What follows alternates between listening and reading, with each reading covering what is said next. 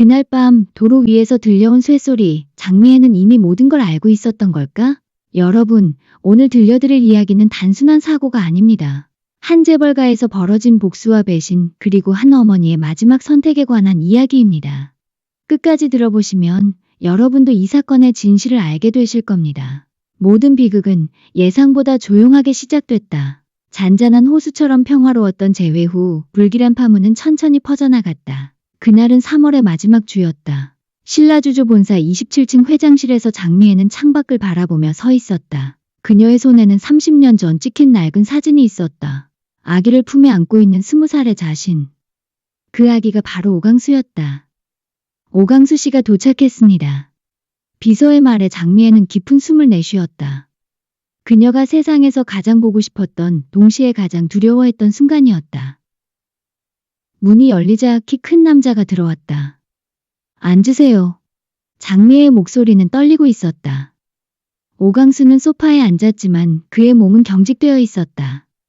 두 사람 사이에는 30년이라는 세월이 침묵으로 자리하고 있었다. 어떻게 지내셨어요? 오강수가 먼저 말을 꺼냈다.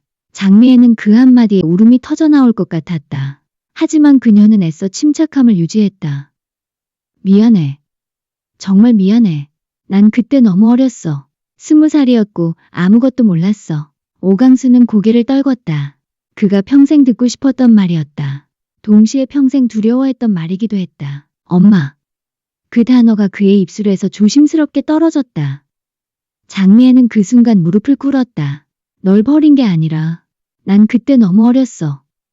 너를 키울 자신이 없었어. 하지만 하루도 너를 잊은 적이 없었어. 오강수는 그녀의 어깨를 안았다. 그 품은 낯설었고 따뜻했고 동시에 쓰라렸다. 그는 그 단어가 불러올 감정의 무게를 아직 다 짐작하지 못한 채 울고 있었다. 두 사람은 그렇게 한참을 안고 있었다. 30년의 공백을 메우기에는 부족한 시간이었지만 그들에게는 기적 같은 순간이었다. 하지만 여러분, 이 감동적인 재회 뒤에는 이미 음모가 꾸며지고 있었습니다. 과연 누가 왜 이 모자를 노리고 있었을까요? 그날 오후 장미애는 갑작스럽게 임시 이사회를 소집했다. 신라주조의 주요 임원들이 모두 모인 가운데 그녀는 중대한 발표를 준비하고 있었다. 이사회실에는 긴장감이 흘렀다. 특히 독고탁의 표정은 어두웠다. 이상하네. 독고탁은 속으로 중얼거렸다. 왜 갑자기 이사회를?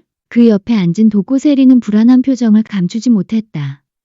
그녀는 언제나 후계자 수업을 받아왔다. 하지만 오늘 장미애의 표정은 달랐다. 혹시 세리는 오강수와 장미애의 재회를 떠올렸다. 불길한 예감이 들었다. 오후 6시 장미애는 단호한 표정으로 이사회실에 들어왔다. 그녀의 뒤로는 오강수가 따라왔다. 그의 얼굴에는 당혹감이 가득했다. 오늘 여러분을 모신 이유는 장미애는 잠시 말을 멈췄다. 중요한 발표가 있어서입니다. 이사회실이 조용해졌다. 모든 시선이 장미애에게 집중되었다. 내 혈육, 오강수를 신라주조의 후계자로 임명합니다. 그 한마디에 이사회실은 순식간에 술렁거렸다. 몇몇 이사들은 놀라서 일어섰고 독고탁은 얼굴이 하얗게 변했다. 가장 충격을 받은 것은 독고세리였다. 그녀는 숨을 삼키며 뒷자리 의자에 주저앉았다. 수십 년 동안 장미애는 그녀를 후계자로 키웠다. 딸이라 엄마를 누구보다 믿었다. 그런데 그 모든 세월을 단 한마디로 지운 것이었다. 이건 너무 갑작스럽습니다. 한 이사가 반대 의견을 제시했다. 오강수 씨는 회사 경영에 대한 경험은 배우면 됩니다. 장미애는 단호하게 말했다. 그는 제 아들이고 신라주조의 정당한 후계자입니다. 오강수는 멍한 얼굴로 기자들의 플래시 세례를 받았다. 그 역시 아무것도 몰랐다. 이 모든 건 장미애가 혼자 준비한 것이었다. 어머니. 오강수는 작은 소리로 말했다. 이건 너무 갑작스러워요. 하지만 장미애는 더 이상 듣지 않았다. 그녀는 이미 결정을 내린 상태였다. 이사회가 끝난 후 독고탁은 장미애를 붙잡았다. 여보 잠깐 얘기 좀 해요. 무슨 할 말이 있나요? 세리는 어떻게 하려고 그래요? 그 애를 30년 가까이 키워놓고. 장미애는 차갑게 대답했다. 세리는 훌륭한 아이예요. 하지만 강수는 제 친아들이에요. 당연한 결정이죠. 그 순간 독고탁의 눈빛이 변했다. 그 안에는 배신감과 분노가 섞여 있었다. 하지만 여러분, 이 충격적인 발표 이후에 더 큰 비극이 기다리고 있었습니다. 과연 무슨 일이 일어날까요? 그날 밤 10시, 장미애는 LX 호텔 주차장에서 차에 올랐다. 그녀는 혼자였다. 평소와 달리 운전기사도 없었다. 오늘은 혼자 가겠어요. 집에서 조용히 쉬고 싶어요. 하지만 그녀의 목적지는 집이 아니었다. 시내의 한 조용한 카페에서 누군가를 만날 예정이었다. 그 상대는 신라주조의 최대 라이벌 한성그룹의 한 회장이었다. 두 사람은 은밀한 미팅을 가졌고 장미애는 한 회장과 손잡고 지분 재편을 계획 중이었다.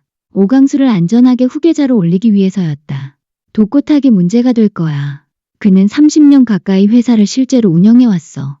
쉽게 물러나지 않을 거야. 그래서 당신의 도움이 필요한 거예요. 장미애는 진지하게 대답했다. 우리가 손을 잡으면 독고탁을 견제할 수 있어요. 하지만 이 거래는 위험한 도박이었다. 그리고 이 사실은 오강수도 세리도 독고탁도 전혀 몰랐다. 미팅을 마치고 차에 오른 장미애는 시동을 켰다. 하지만 뭔가 이상했다. 엔진에서 평소와 다른 소리가 났다. 이상하네. 그녀는 중얼거렸다. 생각하고 차를 몰기 시작했다. 목적지는 집이었다. 하지만 별일 아니라고, 아니, 정확히는 오강수의 집이었다. 그녀는 아들과 더 많은 시간을 보내고 싶었다. 밤 10시 47분 순천만 고속도로 진입 구간. 평소보다 차가 무거운 느낌이었다. 장미애는 속도를 줄이려 했지만 브레이크 페달을 밟는 순간 깨달았다. 브레이크가 작동하지 않았다. 이런. 그녀는 당황했다. 핸들을 돌려 차선을 바꾸려 했지만 핸들도 뻣뻣했다. 앞차와 부딪힌 것도 커브기를 돌지 못한 것도 아니었다. 그냥 차가 미끄러지듯 난간을 향해 돌진했다. 마지막 순간 장미애는 휴대폰을 들었다. 오강수에게 전화를 걸려고 했지만 충격과 함께 의식을 잃었다. 구급대가 도착했을 땐 차체는 이미 반쯤 찌그러졌고 장미애는 혈흔 속에 눕혀져 있었다. 새벽 2시 서울대병원 응급실. 오강수는 급히 달려왔다. 그의 얼굴에는 절망이 가득했다. 환자는 어떻게 됐나요? 그가 의사에게 물었다. 지금 수술 중입니다. 다행히 생명에는 지장이 없을 것 같지만 회복까지는 시간이 필요할 것 같습니다. 오강수는 병원 복도에서 장미애가 중환자실에 있다는 사실을 듣고 말없이 벽을 내려쳤다. 손이 피가 나든 말든 그는 가만히 주저앉았다. 왜 이런 일이? 그는 중얼거렸다. 그 옆에는 세리가 서 있었다. 그녀도 급히 달려온 모습이었다. 화장이 번진 얼굴에는 복잡한 감정이 섞여 있었다. 오빠. 세리가 조심스럽게 말했다. 오강수는 그녀를 쳐다봤다. 몇 시간 전까지만 해도 그녀는 신라주조의 후계자 자리에서 밀려난 상태였다. 하지만 지금은 그런 것이 중요하지 않았다. 엄마가 진짜 당신을 사랑했을지도 몰라. 세리는 눈시울을 붉히며 말했다. 나도. 처음엔 화가 났어. 배신감도 느꼈어. 하지만 지금은 오강수는 대답하지 않았다. 어떤 말로도 감당할 수 없는 감정이 그의 눈동자에 맺혀 있었다. 한편 독고탁은 회사에서 야근을 하고 있었다. 장미애의 사고 소식을 듣고도 그는 병원으로 달려가지 않았다. 대신 비서에게 지시를 내렸다. 언론 대응 준비해. 그리고 이사회 임시 소집 공지 돌려. 바로 그거야. 독고탁은 차갑게 웃었다. 그녀가 의식을 되찾기 전까지 우리가 해야 할 일이 있어. 다음 날 아침 장미애의 사고 소식은 순식간에 전 언론을 타고 퍼졌다. 후계자 발표 직후 장미애 의문의 차량 전복 사고. 후계자 바뀐 날 브레이크 고장. 고해 가능성 수사 착수. 신라주조 경영권 분쟁. 새로운 국면 만나. 오전 10시 독고탁은 긴급 기자회견을 열었다. 수십 명의 기자들이 몰려들었고 플래시가 터졌다. 기자들의 질문은 예상보다 날카로웠다. 후계자 발표에 대해 어떻게 생각하십니까? 결정을 존중합니다. 하지만 지금까지 독고세리 씨가 후계자로 거론되어 왔는데 그건 추측에 불과했습니다. 독고탁의 답변은 완벽했다. 하지만 그의 눈빛은 말하지 못한 두려움을 감추지 못했다. 하지만 여러분, 이 완벽한 답변 뒤에 숨겨진 진실이 있었습니다. 과연 누가 장미애의 차를 조작했을까요?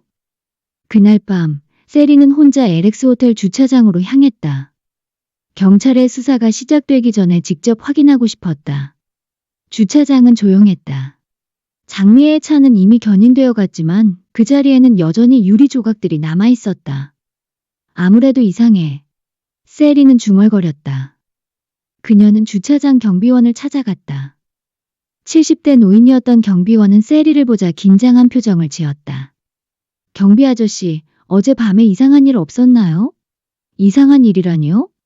저희 엄마 차 주변에서 말이에요. 경비원은 잠시 망설이다가 조심스럽게 말했다. 사실 있었습니다. 세리의 눈이 반짝였다. 뭔가요? 정장 입은 남자가 주차된 차 주변을 서성였어요. 엘리베이터 제어실 근처로 들어간 걸 봤고. 잠시 후 이상한 소리가 들렸습니다. 어떤 소리요? 금속 소리, 뭔가 조작하는 것 같은. 경비원은 떨리는 손으로 작은 메모리 카드를 건넸다. 이건 제가 몰래 백업해둔 CCTV입니다. 경찰에 신고하려고 했는데 무서워서. 세리는 그것을 받아들고 경비원에게 말했다. 아무에게도 말하지 마세요. 위험할 수 있어요. 세리는 병원 옥상으로 향했다. 그곳에서 노트북을 켜고 경비원이 준 메모리 카드를 확인했다. 화면에는 어젯밤의 영상이 나타났다. 시간은 오후 9시 30분. 장미애가 카페에서 미팅을 하고 있을 때였다. 영상 속에서 검은 정장을 입은 남자가 나타났다. 그는 주변을 살핀 후 장미애의 차에 접근했다. 그리고 후드를 열고 뭔가를 조작하기 시작했다. 이런. 세리는 숨을 삼켰다. 남자의 얼굴은 선명하게 보이지 않았다. 하지만 그의 손목에 있는 문신이 보였다. 독수리 모양의 문신이었다. 이 문신. 어디서 본 것 같은데. 세리는 곰곰 생각해보다가 깨달았다. 독고탁의 운전기사 최만길의 문신이었다. 그는 10년 전부터 독고탁을 위해 특별한 일들을 처리해왔다. 하지만 더 충격적인 것은 다른 사실이었다. 세리의 주머니에는 또 다른 USB가 있었다. 그 안에는 신라주조의 내부 장부 그리고 독고탁의 횡령 증거가 담겨 있었다. 사실 세리는 몇 달 전부터 이 자료들을 수집하고 있었다. 장미애를 위해서였다. 독고탁이 회사 돈을 빼돌리고 있다는 것을 알고 있었지만 확실한 증거가 필요했다. 이걸 공개하면. 세리는 USB를 바라보며 중얼거렸다. 모든 게 끝나. 그녀는 바람을 맞으며 속삭였다. 이걸 열면 모두 무너져. 엄마도, 나도. 세리는 장미애를 사랑했다. 그녀의 손길로 성장했고 그녀의 신뢰로 이 자리까지 올랐다. 하지만 지금 장미애는 그 모든 걸 버리고 진짜 아들을 선택했다. 세리는 자신이 버려졌다는 사실에 마음이 무너졌지만 오강수의 오열을 본 그날 밤부터 복수와 연민 사이에서 헤매고 있었다. 하지만 여러분, 이 복잡한 감정 속에서 세리는 어떤 선택을 할까요? 그리고 진짜 범인은 누구일까요? 한편 경찰은 체계적으로 수사를 진행하고 있었다. 수사팀장 박 형사는 20년 경력의 베테랑이었다. 일단 차량 조작 가능성이 높아 보입니다. 그가 팀원들에게 말했다. 브레이크 라인이 인위적으로 절단된 흔적이 있고 핸들 조향 장치도 조작된 것 같습니다.